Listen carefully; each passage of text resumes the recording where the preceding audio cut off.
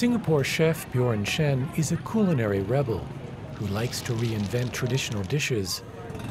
But here on a trip to Vietnam's food heartland, the Mekong Delta, he hopes to preserve local foods, especially those being threatened by climate change.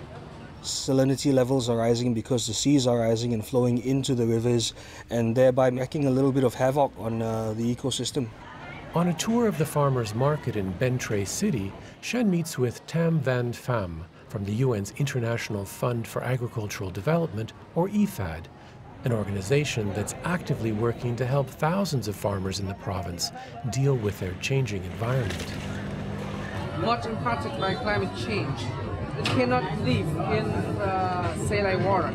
Shen learns that Bến Tre province is famous for farming shrimp and catfish, important to local cuisine and the local economy, where export sales generate more than $200 million a year. But now, as sea levels rise due to climate change, salt water is entering into freshwater canals, putting shrimp, catfish, as well as rice and many vegetables at risk. Those are the main food of the farmers here. So they use it every day. And of course, when it is imported, they find hard to live. To give meaning to what changes in the weather are doing to local cuisine, Pham takes the famous chef to meet a local farmer, Hong Van Dang.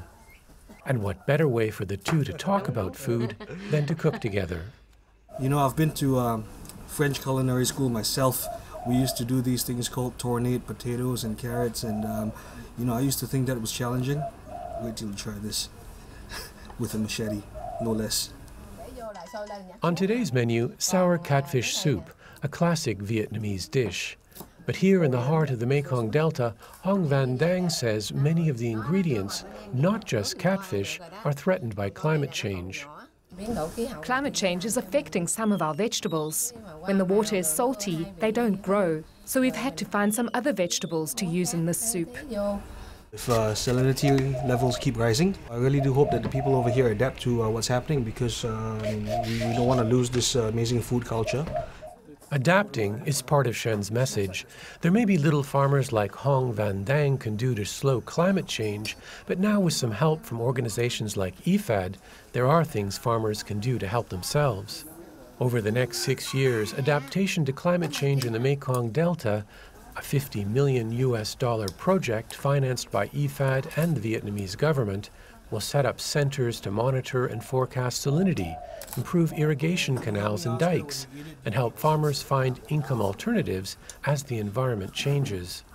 I think what we really want to do is to get people to learn how to adapt to these changes, so that even though the new future might not be exactly the same as what's happening now, but at least these things are not completely lost.